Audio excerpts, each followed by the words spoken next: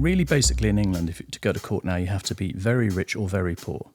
If you're very poor, if you have absolutely no assets, you might get legal aid. We funded one of the Rwanda cases, so one of the cases challenging the government's Rwanda scheme. We have a couple of cases at the moment going against the police for generally for failure to look after victims. I mean, there's an example we've got at the moment, a young woman who was victim of sexual assault. She went to the police. She was then sexually harassed by the police officer assigned to her case. So there's an action now going again against the police. Here we are in the Dartington Library, and I'm delighted to welcome Stephen Kinsella to join us. Stephen is from Law for Change, which is a project designed to help ordinary people defend their rights when they haven't got very much money. He's also a big Byline supporter as well. We like him very much. Stephen, hi, welcome. You're right. Very well, thank you. Now, Stephen, you and I met a few months ago, and I just thought it was really important to bring your project to public attention. We met at a Byline Christmas do, I think it's right in saying, and you told me about Law for Change. I think it's a really impressive and important little piece of the armoury that ordinary people can use if they want to bring a case. So explain what it is and tell us how it works, because I'm sure that lots of Byline listeners and readers will want to know about this. Yeah, well, thanks for asking. So yeah, as you say, in England, going to court, going to law is very expensive, and it's also quite intimidating. And we had the idea of setting up a fund. So as you know, there are lots of organisations that bring legal cases, and we don't bring a case.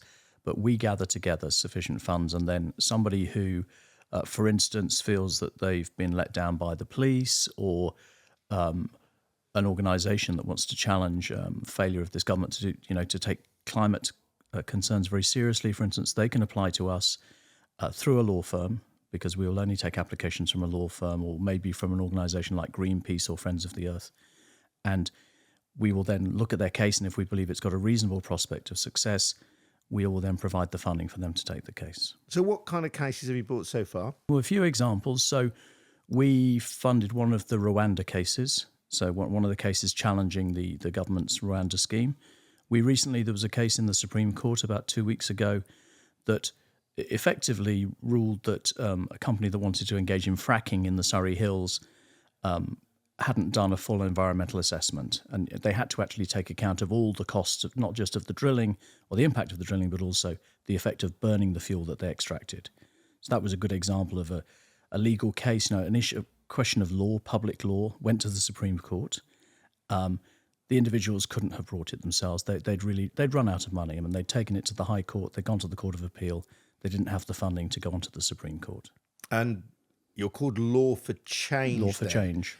Does that also imply that the cases that you will help people bring are those which might affect what you regard as a beneficial change in the law, or change the status quo in some way? Yeah, we hope it will, lawyers would say would set a precedent. So we've got to take a case, the law is unclear, and we hope that our bringing the case will clarify it for the benefit of a large group of people. So if you were to come to me and say, look, I've been done over by my landlord, I would be very sympathetic, but I'd say, well, I'm afraid backing your case, it might help you, but it's not really going to change life for anybody else. But if you said, actually, there's a provision of the law that's allowing my landlord to oppress me, and thousands of people will benefit if we win this case, that's the sort of thing that would interest us. And where does the money come from? Well, the money comes from a very small number of donors and foundations. So, for instance, we don't crowdfund. You will never, and Byline readers will never get an email from us saying, please give us £5 a month or anything like that. We have a very small group of funders who put in substantial amounts of money and essentially who trust us to have a process for selecting the cases. And I could explain a little bit about how we do that. So obviously, I'm a lawyer. I was a lawyer, but I'm not an expert in environmental law and criminal law. So when we get a case, we have a lot of lawyers who've agreed, pro bono, without charging us, they will look at cases for us. So when I have a case that looks interesting, I'll send it to 3 of them and ask them to give me a very quick opinion, just a sort of thumbs up, thumbs down. And when I started, I thought we might get a panel of about 20 or 30, went out to about 100. And there are a lot of public law, serious cases, partners in law firms, academics, all of whom will 2 or 3 times a year, will look at a case for us and give us a quick view. And that's incredibly helpful in allowing us to, to choose the cases that really will have an impact. And the fact that you've got this panel that you can draw on of 100, that suggests to me that there are a lot of people in the legal profession, or senior people, who support what you're about. Yeah, I think, there are lots of lawyers who are really happy to give some of their time for free to help others.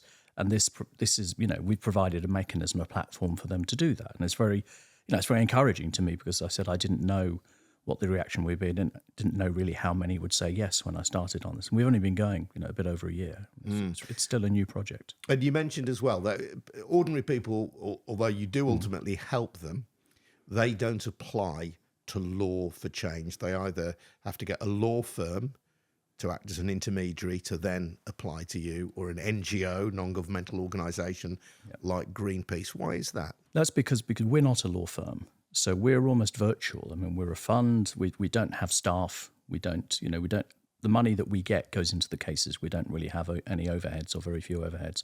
We have actually one person who we employ 2 days a week to help us just to manage it and run the site and help us, sort through the cases and decide which ones we should send on to the panel. So yes, we couldn't, in all conscience, it wouldn't be right of us, because we couldn't look after the clients. But if they have a law firm that's already says to us, well, this is a good case, that's helpful. We tend to work with a number of the very well-known plaintiff law firms, some of the the firms who are in the news taking these cases all the time, because we have some confidence that they'll only bring to us cases that they think really are worth our time.